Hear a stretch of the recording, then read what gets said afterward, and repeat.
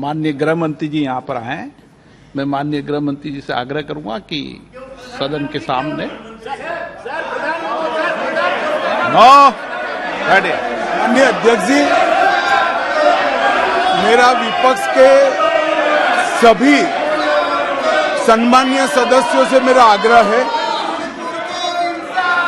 कि एक बहुत संवेदनशील मुद्दे पर काफी सदस्यों ने, सत्ताधारी दल के और विपक्ष के दोनों ओर के सदस्य ने चर्चा की मांग की है। मैं सदन में चर्चा के लिए तैयार हूं। मुझे मालूम नहीं है कि विपक्ष क्यों चर्चा करने देना नहीं चाहता। मेरा विपक्ष के नेता को आग्रह है कि चर्चा होने दे और इस महत्वपूर्ण मसले पर पूरे देश के सामने सच्चाई जाए, बहुत महत्वपूर्ण है। माननीय सदस्यगण, माननीय गृह मंत्री जी ने स्पष्ट कर दिया है कि सरकार चर्चा करने को तैयार है। जो इस विभाग का मंत्री हैं वही चर्चा में भाग लेते हैं। नई परंपरा की मांग करना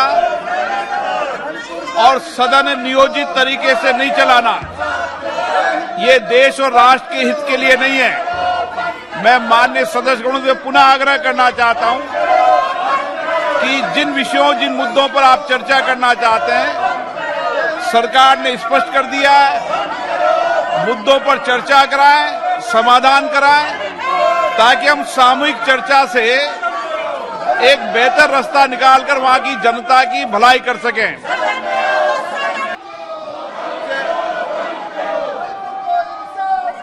पर्यावरण की दृष्टि से हमारे कन्नौज लोकसभा क्षेत्र में कई बड़ी बड़ी झीलें हैं, जिसमें कि विशेष रसूलाबाद तहसील में इटैली और कन्नौज में जो हमारी लाख पक्षी विहार भी है, वहां के ऊपर पर्यावरण की दृष्टि से इनको सुचारू रूप से इनका उद्धार किया जाए और वहां के ऊपर जो तमाम जमीनों पर भी कब्जा हुआ है उसको भी मुक्त कराया जाए। माननीय अध्यक्ष महोदय, जो प्रश्न अभी माननीय सदस्य महोदय ने पूछा है वो एनवायरमेंट क्लियरेंस से रिलेटेड नहीं है, वो झीलों से रिलेटेड है। लेकिन अगर वो मेरे संज्ञान में विषय लाएंगे तो निश्चित रूप से उसके ऊपर हम कार्रवाई करेंगे। श्री खगेन मोर्ग।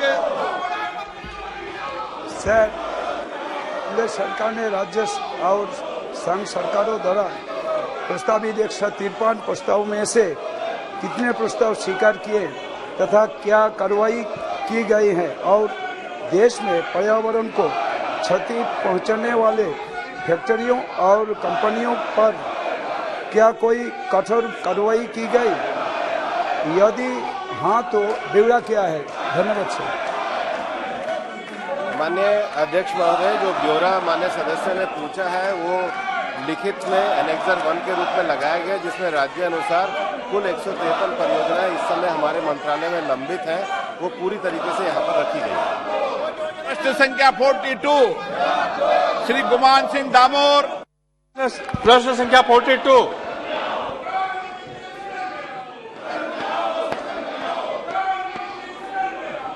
प्रश्न संख्या 42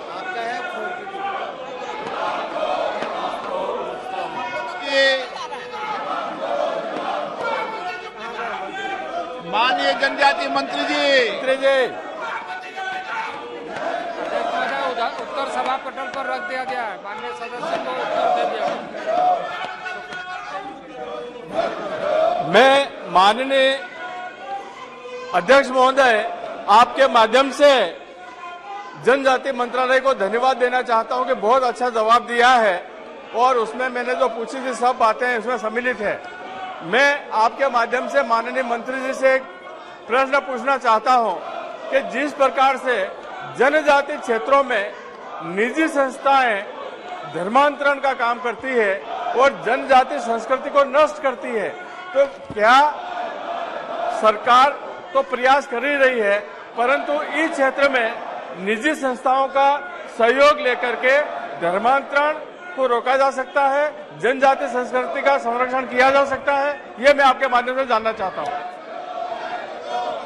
अध्यक्ष महोदय, माननीय सदस्य को विस्तृत ढंग से उत्तर दे दिया गया, लेकिन जो चिंता माननीय सदस्य ने जाहिर किया है, जैसे मैंने उत्तर में ही इस बात का उल्लेख करते हुए कहा है कि जो जनजातीय एवं जनजातीय क्षेत्र है उसके जो विशेष प्रावधान है, उस संबंध में राज्य में जनजातीय सलाहकार परिषद है, जिसके माध्यम से ऐसे विषयों पर चर्चा करने के लिए संवैधानिक अधिकार प्राप्त है। राज्यों को इन सारे मामले पर गंभीरता से विचार करते हुए ये ध्यान में रखना चाहिए कि उनकी संस्कृति परंपराएं बनी रहें। अध्यक्ष महोदय, मैं आपके माध्यम से पूरक प्रश्न यह पूछना चाहता हूं कि क्या जनजाति संस्कृति रीति रिवाज इसको लेकर के जनजाति क्षेत्रों में स्कूल के पाठ्यक्रम में इसको सम्मिलित करेंगे, संरक्षण संबंधी उपायों को? नई शिक्षा नीति में आदरणीय प्रधानमंत्री नरेंद्र भाई मोदी के नेतृत्व में जो नई शिक्षा नीति प्रस्तुत की गई है और अभी मानव संसाधन शिक्षा मंत्री ने जो प्रयत्न किया है, उसमें जनजातीय क्षेत्रों के भाषाओं को संवर्धन और ऐसे चीजों को जिससे उनके सांस्कृतिक विरासत बने रहे, इन सारे चीजों को राज्य सरकारों को भी ये निर्देश दिया गया है कि पाठ्यक्रमों में राज्य स्तर पर और केंद्रीय स्तर पर भी इस पर काम चल रहा है। क्या आप जनजाति संस्कृति पर चर्चा नहीं करना चाहते? जनजातीय क्षेत्र के लोगों के मुद्दों पर चर्चा नहीं करना चाहते? इतने महत्वपूर्ण विषय पर प्रश्नकाल पर आप चर्चा नहीं करना चाहते? क्वेश्चन नंबर 43 श्री सुधीर गुप्ता जी, प्रश्न क्रमांक 43 sir is laid on the table of the sir. अन्य सदस्य, माननीय अध्यक्ष जी, आपके माध्यम से मैं माननीय वित्त मंत्री जी को, देश के प्रधानमंत्री जी को धन्यवाद देना चाहूंगा कि मेरे प्रश्नों का बहुत ही विस्तृत उत्तर दिया है। मैं जानना चाहता था कि सरकारी बैंकों के माध्यम से देश के वित्तीय प्रबंधन में कहां-कहां सुधार हुआ है। बैंकों ने पीएम स्वनिधि, किसान credit card, stand up India, प्रधानमंत्री मुद्रा योजना के माध्यम से करोड़ों लोगों को जोड़ा है। इसके साथ साथ स्वनिधि स्कीम से कोविड में प्रभावित करोड़ों लाखों वेंडरों को इसके साथ जोड़कर देश के विकास को आगे बढ़ाया है। बैंकों ने वित्तीय सुधार भी किए हैं और इसलिए मैं बधाई देना चाहूंगा वित्त मंत्री जी को कि सार्वजनिक क्षेत्रों के बैंकों ने 1,04,649 करोड़ का रिकॉर्ड शुद्ध लाभ अर्जित किया है। मैं जानना चाहता हूं कि क्या बैंकों का यह प्रबंधन ग्रामीण क्षेत्रों में क्षेत्रीय ग्रामीण बैंकों को आधार बनाकर क्या 2000 की आबादी तक बैंकों को विस्तार करने का कोई योजना भविष्य में है क्या?